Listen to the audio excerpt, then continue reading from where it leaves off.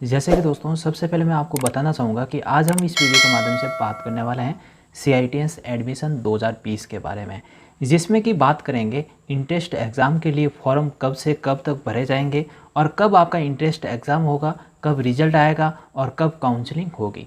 Admission के लिए क्या क्वालिफिकेशन रहती है, इंट्रेंस एग्जामिनेशन की फ़ीस कितनी रहती है और गवर्नमेंट और प्राइवेट CITS की क्या फ़ीस रहती है, गवर्नमेंट से करें या फिर प्राइवेट से CITS करें किस में अच्छा रहेगा और इंट्रेंस एग्ज़ाम का क्या पैटर्न रहेगा और कैसे आपको इंट्रेंस एग्ज़ाम के लिए फॉर्म अप्लाई करना है। तो बहुत सारे स्टूडेंट हमें कमेंट करते हैं कि सर मैंने ITI की है, कोई कहता सर मैंने BTech कर रखी है, कोई कहता सर मैंने डिप्लोमा कर रखा है और मैं अभी लास्ट सेमेस्टर में पढ़ रहा हूँ, क्या मैं भी इंट्रेंस एग्ज़ाम के लिए फॉर्म अप्लाई कर सकता हूँ, क्या मैं CITS कर सकता हूँ। तो बहुत सारे स्टूडेंट हमें ये भी कमेंट करते हैं कि सर मैं लास्ट एग्ज़ाम में फ़ेल हो गया हूँ, क्या मैं भी इंट्रेंस एग्ज़ाम के लिए अप्लाई कर सकता हूँ, क्या मैं भी CITS कर सकता हूँ। तो इन सभी क्वेश्चन पे हम इसी वीडियो के माध्यम से बात करने वाला है।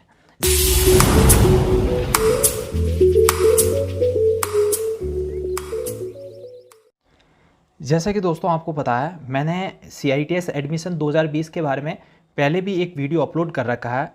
उसमें मैंने CITS क्या होती है, CITS में एडमिशन लेने के लिए आपके पास में क्या क्वालिफिकेशन रहनी चाहिए और ITI और CITS के इक्विवेलेंट ट्रेड कौन सी है। तो आज हम इस वीडियो के माध्यम से आपको शॉर्ट तरीके से, वो भी कम टाइम के अंदर, पूरी CITS और इंट्रेंस एग्ज़ाम के बारे में जो भी आपके दिमाग में क्वेश्चन आ रहे हैं उन सभी क्वेश्चन को इसी वीडियो के माध्यम से सॉल्व करने वाले हैं। तो चलते हैं दोस्तों। सबसे पहले मैं आपको बताना चाहूँगा कि government of India ministry of skill development and internship, इसके द्वारा ये नोटिस जारी किया गया है और इस PDF के अंदर इस इंट्रेंस एग्ज़ाम की पूरी जानकारी दे रखी है।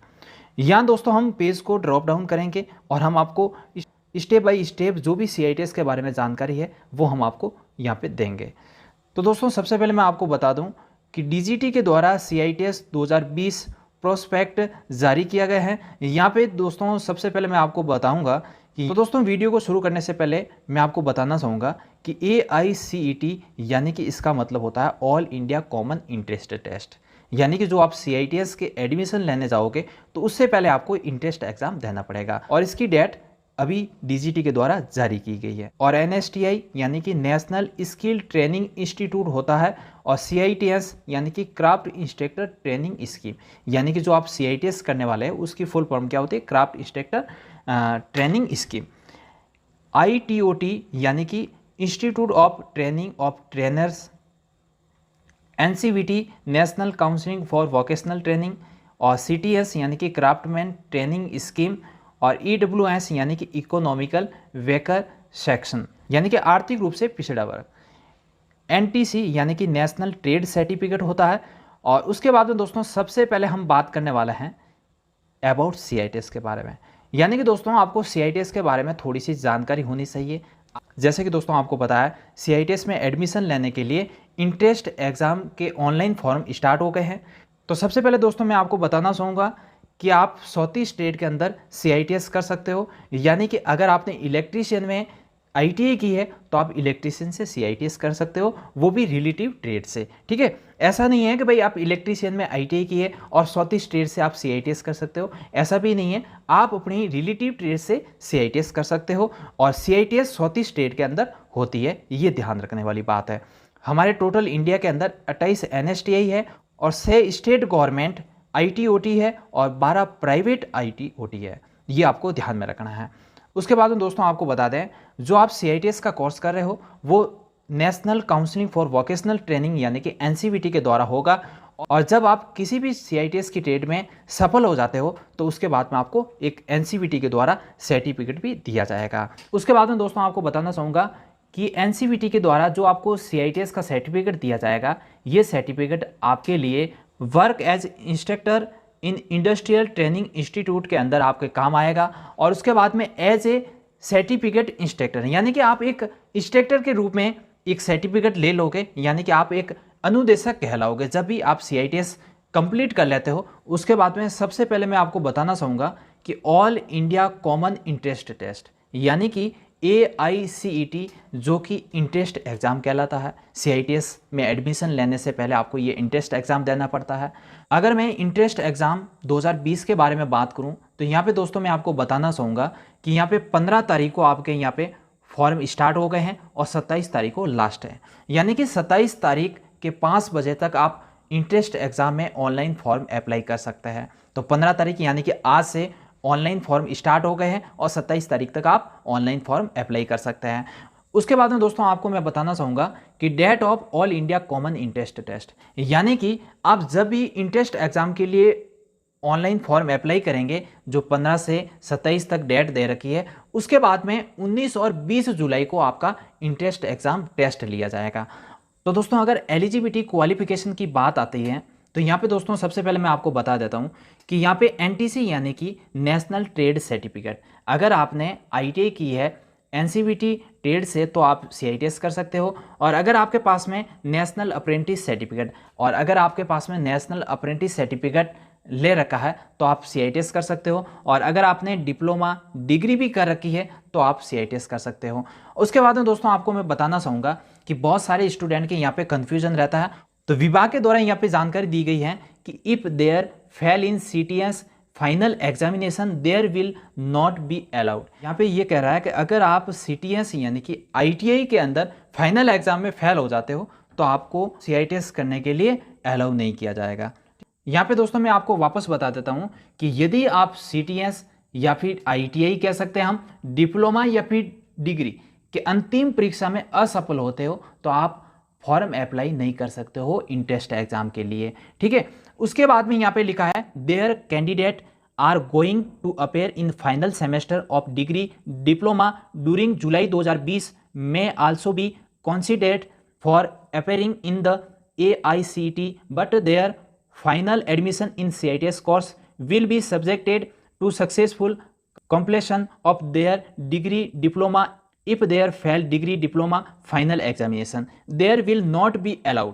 यानी कि इसमें यह कह रहा है कि यदि आप ITI डिप्लोमा BTech के अंतिम सेमेस्टर में उपस्थित होने जा रहे हैं तो उन पर भी विचार किया जा सकता है AICT में उपस्थित होने के लिए। ध्यान से सुनिए, विचार किस लिए किया जा सकता है? AICT में उपस्थित होने के लिए, यानी कि इंट्रेंस एग्जाम में उपस्थित होने के लिए विचार कर सकते हैं, लेकिन अंतिम में एडमिशन के टाइम उसके पास पास आउट मार्कशीट होनी चाहिए, तभी आपको एडमिशन दिया जाएगा, नहीं तो आपको वहां से निकाल दिया जाएगा। इस प्रकार आपने जो फीस भरी है वो आपको वापस नहीं दी जाएगी, ये आप ध्यान से सुनना, ठीक है। उसके बाद में दोस्तों अगले टॉपिक पे बात करते हैं। यहाँ पे दोस्तों आपको ध्यान में रखना है कि SCVT और COE candidate are not eligible, यानी कि अगर आपने SCVT से ITI कर रखी है तो यहाँ पे आप एलिजिबल नहीं होंगे। यानी कि दोस्तों अगर आपने SCVT से ITI की है तो आपके पास में 1 ईयर का अप्रेंटिस का सर्टिफिकेट होना अनिवार्य है। यानी कि दोस्तों आप जब भी SCVT से ITI की है और आप इंट्रेंस एग्जाम के लिए फॉर्म अप्लाई कर दोगे, उसके बाद में जब आपको काउंसलिंग के लिए बुलाया जाएगा उसके बाद में डॉक्यूमेंट वेरिफिकेशन के समय आपको वापस निकाल दिया जाएगा अगर आपके पास में 1 ईयर का अप्रेंटिस का सर्टिफिकेट नहीं होगा।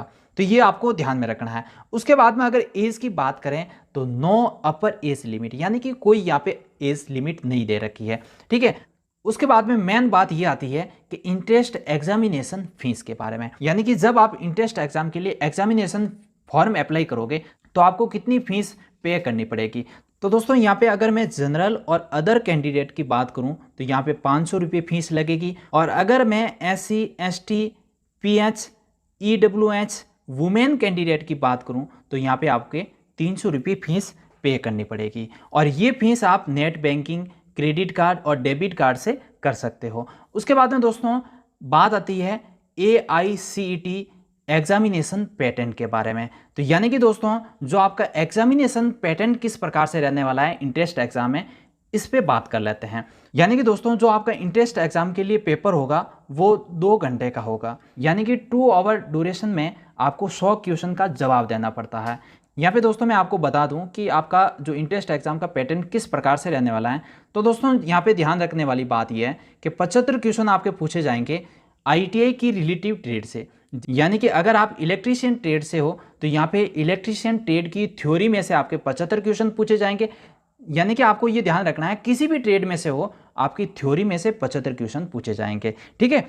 उसके बाद में दोस्तों जो 25 क्वेश्चन हैं वो आपके पूछे जाएंगे एप्टीट्यूड के, यानी कि लॉजिकल, न्यूमेरिकल और रीजनिंग के क्वेश्चन आपके 25% पूछे जाएंगे। तो यहाँ पे आपको ये ध्यान रखने वाली बात है।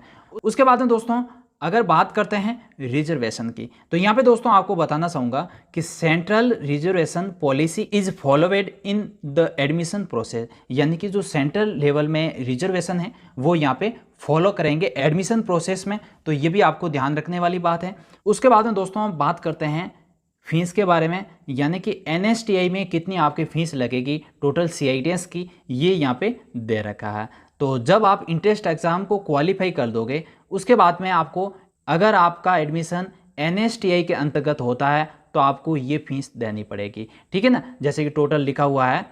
उसके बाद में the fees structure of state government and private IT/OT institute are declared by them, यानी कि जो यहाँ पे स्टेट गवर्नमेंट IT/OT है और प्राइवेट IT/OT है उनकी फीस वो अपने आप यहाँ पे सुनिश्चित करते हैं। यहाँ पे दोस्तों मैं आपको जानकारी के लिए बता देता हूँ कि अगर आप प्राइवेट से CITS करना चाहते हो तो आपकी फ़ीस लगेगी 40,000 से 50,000 के बीच में, तो ये आपको ध्यान में रखना है। और अगर आप स्टेट गवर्नमेंट यानी कि IT/OT से CITS करना चाहते हो तो वहाँ पे आपकी फ़ीस लगेगी 2500 के आसपास। मैं लगभग बता रहा हूँ आपको, ठीक है ना, ये एक्चुअल जो फीस है वो नहीं है, ठीक है।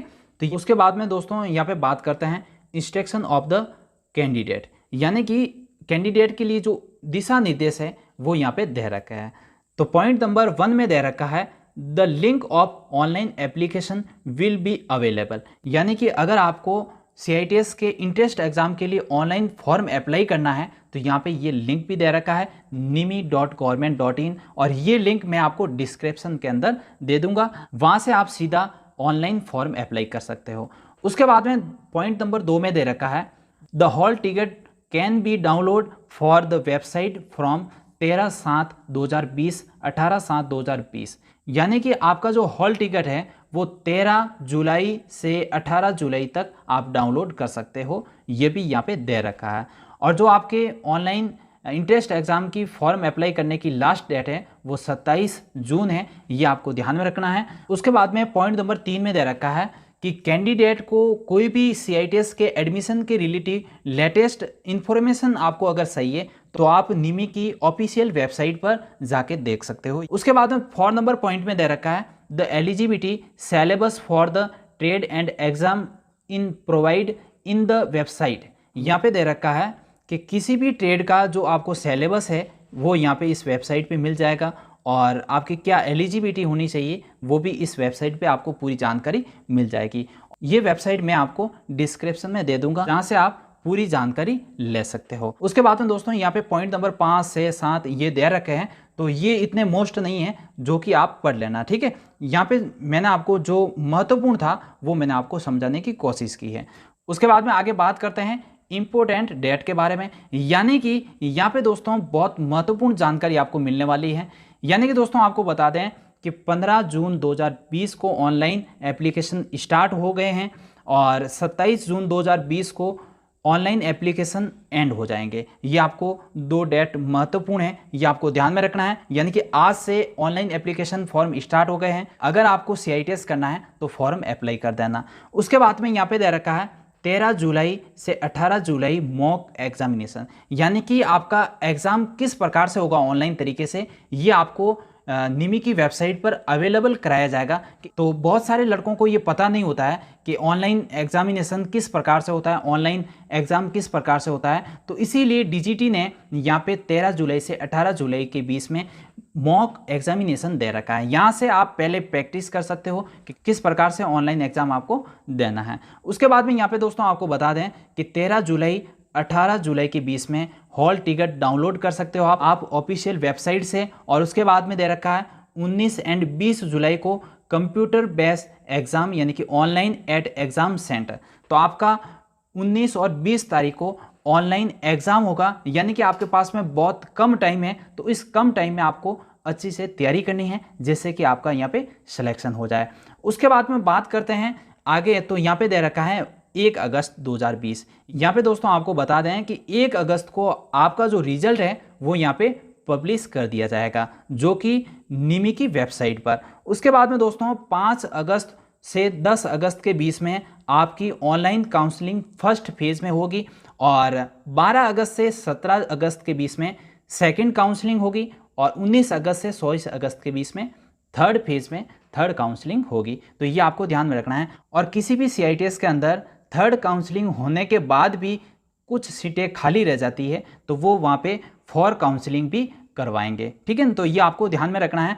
उसके बाद में दोस्तों अगर हम आगे बात करें तो यहाँ पे दे रखा है एग्जाम सेंटर फॉर AICTE, यानी कि यहाँ पे जो आपका एग्जाम सेंटर मिलने वाले हैं ये यहाँ पे सिटी दे रखा है। तो दोस्तों आपको क्या करना है, तो जब आप ऑनलाइन फॉर्म अप्लाई करोगे तो यहाँ पे आपको इनमें से किसी 5 सेंटर को चूज करना पड़ेगा। तो उसके बाद में बात करते हैं आगे। तो यहाँ पे दे रखा है list of CITS trade and entry qualification, यानी कि CITS ट्रेड के लिए आपकी इंट्री क्वालिफिकेशन क्या रहती है, क्या रहनी चाहिए, ये यहाँ पे दे रखा है। तो यहाँ पे दे रखा है नाम ऑफ CITS ट्रेड और यहाँ पे दे रखा है इंट्री क्वालिफिकेशन। तो किसी ट्रेड में अगर आप CITS करना चाहते हो तो उसके सामने की तरफ यहाँ पे इंट्री क्वालिफिकेशन लिखा हुआ है, यहाँ पे ट्रेड का नाम लिखा है। और मैंने इसके ऊपर अलग से एक वीडियो भी बनाया है जहाँ से आपको पूरी जानकारी मिल जाएगी कि CITS ट्रेड के लिए क्या इंट्री क्वालिफिकेशन रहती है, और सभी ट्रेडें जो CITS की हैं उन सभी की मैंने इंट्री क्वालिफिकेशन अलग से एक वीडियो में आपको बताया है। तो वहाँ से भी आप इंट्री क्वालिफिकेशन के बारे में जानकारी ले सकते हो। उसके बाद में दोस्तों अगर बात करें आगे, यहाँ पे जो भी ट्रेडें हैं CITS की, यहाँ पे इनका नाम दे रखा है और आगे की तरफ इंट्री क्वालिफिकेशन दे रखा है। तो यहाँ से आप पूरी जानकारी को ले सकते हैं। उसके बाद में आगे बात करें तो यहाँ पे लिखा हुआ है list of CTS trade and equivalent CITS trade. CTS यानी कि क्राफ्टमैन ट्रेनिंग स्कीम, जो कि इसके अंतर्गत आती है हमारी ITI, और यहाँ पे लिखा हुआ है CITS, ठीक है।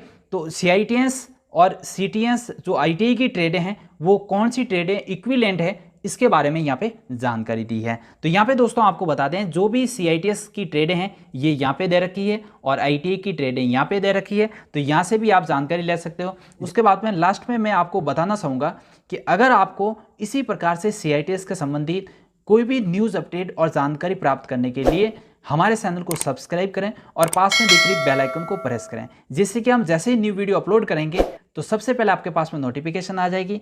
और हाँ दोस्तों, इस वीडियो को अपने दोस्तों में ज़्यादा से ज़्यादा शेयर करें और लाइक करें, और किसी भी प्रकार का CITS का संबंधित क्वेश्चन पूछना है तो आप हमें कमेंट करके भी बता सकते हैं। जय हिंद, जय भारत।